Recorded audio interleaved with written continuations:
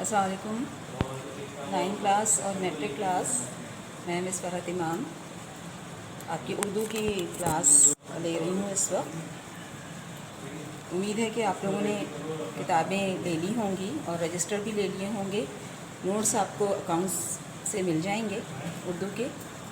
اس وقت chapter start کرنے سے پہلے میں یہ آپ کو بتاؤں گی کہ جو آپ کا رجسٹر ہے اس میں آپ کو ٹیسٹ دینے ہوں گے، اور اگر کوئی کام ضرورت ہوگی بعد میں کوئی ریٹرن ورک کروانے کی تو وہ میں اس میں کروا دوں گی.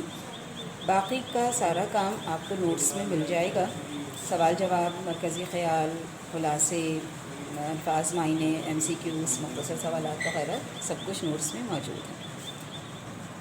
اس وقت میں آپ کو جو آپ کی کتاب کا پہلا چیپٹر ہے اخلاق نبوی صلی اللہ علیہ وآلہ وسلم، اس کی ریڈنگ کر رہی ہوں میں اور اس کی وضاحت کر رہی ہوں. بغور سنیے گا تاکہ آپ کو مختصر سوالات کے جواب دینے میں بھی آسانی ہو، اور سبق آپ کی سمجھ میں آ جائے گا تو ظاہر ہے کہ پھر آپ کو اس کے جو بھی کام ہے اس کا وہ یاد کرنے میں بہت آسانی ہو جائے گی. ٹھیک ہے، کتابوں میں دیکھیے اپنی جو میں پڑھ رہی ہوں وہیں پر آپ اپنی نظریں رکھیے تاکہ آپ پڑھ سکیں.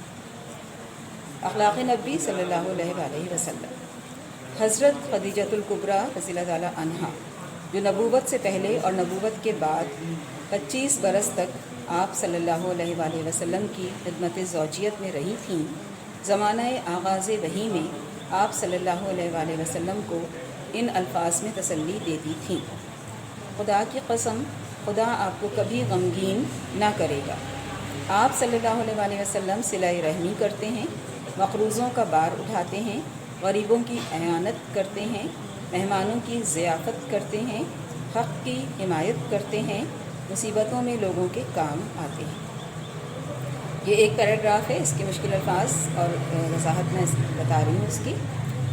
یہاں ذکر ہو رہا ہے آپ صلی اللہ علیہ وسلم کی زندگی کا، اور آپ صلی اللہ علیہ وسلم کی جو سب سے پہلی زوجہ یعنی بیوی ہیں حضرت خدیجۃ الکبریٰ رضی اللہ تعالیٰ عنہا کا، ان کے حوالے سے آپ صلی اللہ علیہ وسلم کی شخصیت کو بیان کیا جا رہا ہے، جن سے آپ صلی اللہ علیہ وسلم کی شادی اس وقت ہوئی جب آپ صلی اللہ علیہ وسلم کی عمر 25 سال تھی، اور مزید 25 سال حضرت خدیجہ رضی اللہ عنہا زندہ رہیں. اس طرح سے آپ کے ساتھ ان کا تعلق جو ہے وہ 25 سال کا تھا. یہی وہ دور تھا جب آپ صلی اللہ علیہ وسلم کے اوپر وحی کا آغاز ہوا، وحی کا نزول ہونا شروع ہوا. آپ اس زمانے میں ظاہر ہے کہ یہ ایک بہت بڑا مرحلہ تھا کہ اللہ کی طرف سے فرشتہ آپ کے پاس قرآن کی آیات لے کر آتا تھا. تو آپ صلی اللہ علیہ وسلم بعض اوقات اس بڑی ذمہ داری کے اٹھانے کے خیال سے رنجیدہ ہو جایا کرتے تھے یا پریشان ہو جایا کرتے تھے، یا کبھی کبھی وحی کے نزول کا سلسلہ رک جاتا تھا تو آپ صلی اللہ علیہ وسلم بہت پریشان ہوتے تھے کہ کہیں اللہ تعالیٰ کو میری کوئی بات ناپسند تو نہیں ہوئی کہ جس کی وجہ سے یہ سلسلہ رک گیا ہے. تو ایسے میں حضرت خدیجہ رضی اللہ عنہا ایک اچھی شریک حیات، ایک اچھی دوست کی طرح آپ صلی اللہ علیہ وسلم کو تسلی دیا کرتی تھیں ان الفاظ میں کہ خدا کی قسم کھا کے وہ کہتی تھی کہ خدا آپ کو کبھی غمگین نہ کرے گا. غمگین نہ کرے گا یعنی غمزدہ نہ کرے گا. کیوں نہ کرے گا ایسا؟ وہ اس لیے کہ آپ صلی اللہ علیہ وسلم صلہ رحمی کرتے ہیں. صلہ رحمی کے معنی ہیں رشتہ داروں کے ساتھ تعلقات نبھانا، وہ اگر نہ بھی ملیں، تعلق ختم کریں تو بھی ان سے ملنا، ان کے حقوق پورے کرنا. مقروضوں کا بار اٹھاتے ہیں. مقروض یعنی وہ لوگ جنہوں نے کہ ادھار لیا ہوا ہو، قرض لیا ہوا ہو، جو قرض کا بوجھ ہے وہ آپ صلی اللہ علیہ وسلم اٹھا لیتے تھے. یعنی اگر کوئی کسی کو قرض ادا نہیں کر پا رہا ہوتا تھا تو آپ صلی اللہ علیہ وسلم اس کی طرف سے اس کا قرضہ ادا کر دیتے تھے. غریبوں کی اعانت کرتے ہیں، مطلب یہ کہ غریبوں کی مدد کرتے ہیں. مہمانوں کی ضیافت کرتے ہیں، یعنی مہمانوں کی دعوت کرتے ہیں، انہیں کھانا کھلاتے ہیں، ان کی خاطرداری کرتے ہیں. حق کی حمایت کرتے ہیں، یعنی جو بات صحیح ہوتی ہے، حقیقت پر مبنی ہوتی ہے، سچی ہوتی ہے، اس کو آپ صلی اللہ علیہ وسلم اس کا ساتھ دیتے ہیں. مصیبتوں میں لوگوں کے کام آتے ہیں، یعنی جو بھی کسی بھی مشکل، کسی بھی پریشانی میں گھرا ہوا ہو اس کی مدد کرتے ہیں. اب دوسرا پیراگراف دیکھیے. امہات المومنین میں حضرت عائشہ رضی اللہ عنہا سے بڑھ کر کسی نے آپ صلی اللہ علیہ وسلم کے اوصاف تفصیل سے بیان نہیں کیے ہیں. فرماتی ہیں حضرت صلی اللہ علیہ وآلہ وسلم کی عادت کسی کو برا بھلا کہنے کی نہ تھی. برائی کے بدلے برائی نہیں کرتے تھے بلکہ درگزر کرتے تھے اور معاف فرما دیتے تھے.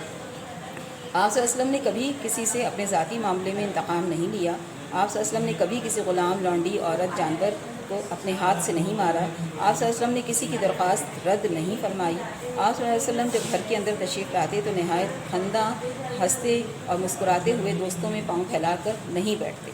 باتیں ٹھہر ٹھہر کر اس طرح فرماتے کہ کوئی یاد رکھنا چاہے تو رکھ لے. اب یہاں رسول اللہ صلی اللہ علیہ وسلم کی سیرت اور ان کی شخصیت کو بیان کرنے کے لیے آپ صلی اللہ علیہ وسلم کی دوسری زوجہ حضرت عائشہ رضی اللہ عنہا کا ذکر ہو رہا ہے کہ جنہوں نے سب سے زیادہ آپ صلی اللہ علیہ وسلم کے اوصاف یعنی آپ کی عادتیں، آپ کے طور طریقے تفصیلاً بیان کیے ہیں. آپ فرماتی ہیں کہ آپ صلی اللہ علیہ وسلم کسی کو برا بھلا نہیں کہتے تھے.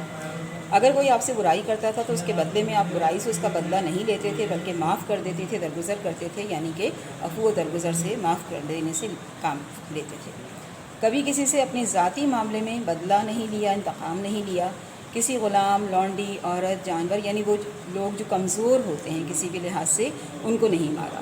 کسی کی درخواست رد نہیں کی، نہیں فرمائی. رد کرنا یعنی انکار کرنا، کہ کبھی کوئی آپ سے کچھ مانگتا تھا تو آپ دے دیتے تھے. یہاں تک کہ اگر آپ کے پاس کوئی چیز خود نہیں ہوتی تھی تو صحابہ کرام سے کہتے تھے کہ اگر کوئی اس شخص کی یہ ضرورت پوری کر دے تو اس طرح سے، یعنی کہ اس شخص کا کام آپ کروا دیتے تھے. آپ صلی اللہ علیہ وسلم جب گھر کے اندر تشریف لاتے تھے تو نہایت خندہ یعنی ہنستے ہوئے، مسکراتے ہوئے، خوشگوار انداز میں، ایک اچھے موڈ میں کہ گھر والوں کے اوپر اس کے اچھے اثرات مرتب ہوں. دوستوں میں بیٹھتے تھے تو اس طرح سے بہت زیادہ پاؤں پھیلا کے نہیں بیٹھتے تھے، تمیز اور تہذیب کے ساتھ بیٹھتے تھے. گفتگو اس طرح کرتے تھے کہ ہر لفظ آپ کا الگ الگ ہوتا تھا، اتنا کہ اگر کوئی آپ کی گفتگو کو یاد رکھنا چاہے تو یاد رکھ لے. یہی وجہ ہے کہ متعدد صحابہ کرام نے آپ صلی اللہ علیہ وسلم کی احادیث لاکھوں کی تعداد میں ہیں وہ نقل فرمائی. اب اگلا پیراگراف دیکھیے، صفحہ نمبر 11 پہ ہے یہ. حضرت علی رضی اللہ تعالیٰ عنہ جو حضرت صلی اللہ علیہ وآلہ وسلم کے تربیت یافتہ تھے اور آغاز نبوت سے آخر تک کم از کم 23 برس آپ صلی اللہ علیہ وسلم کی خدمت اقدس میں رہے تھے. ایک دفعہ حضرت امام حسین رضی اللہ عنہ نے ان سے آپ صلی اللہ علیہ وسلم کے اخلاق اور عادات کی نسبت سوال کیا. فرمایا آپ خندہ جبیں، نرم خو، مہربان طبع تھے، سخت مزاج اور تنگ دل نہ تھے.